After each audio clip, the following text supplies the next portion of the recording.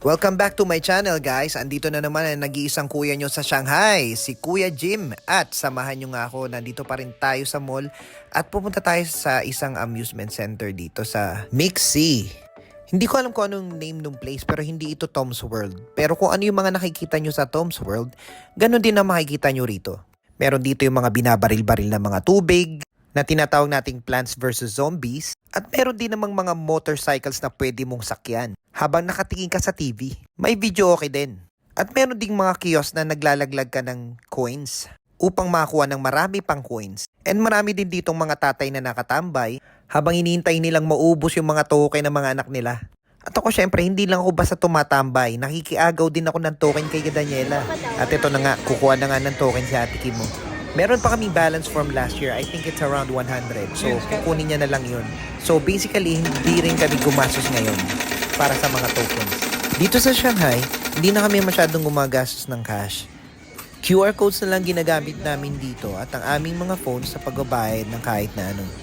At ayan, nakuha na nga namin ang mga tokens. Daniela is now ready to play. Come on, let's have fun! At ayan, makikita nyo nga, napakarami ding mga crane games dito o yung tinatawag nating claw machine sa Pilipinas. Napaka-cute na mga laruan dito kaya si Daniela ay baliw na baliw. At syempre hindi naman papalampasin ni Daniela ang air hockey dahil ito ang paborito niyong laro dito. Lagi siyang excited at talagang tatatalon pag ito yung nilalaro niya.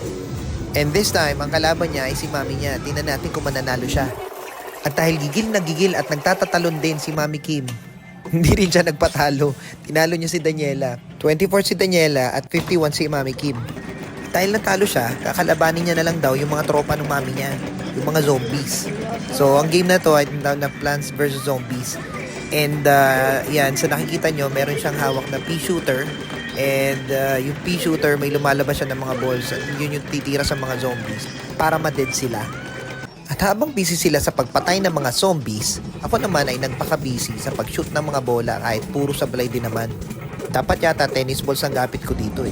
And for her remaining tokens, nag-try din si Danny na maglaro ng bowling. And let's see what will happen. Boom! Strike! Well done, Daniela! And that's all for this mini vlog. Don't forget to subscribe. Paalam!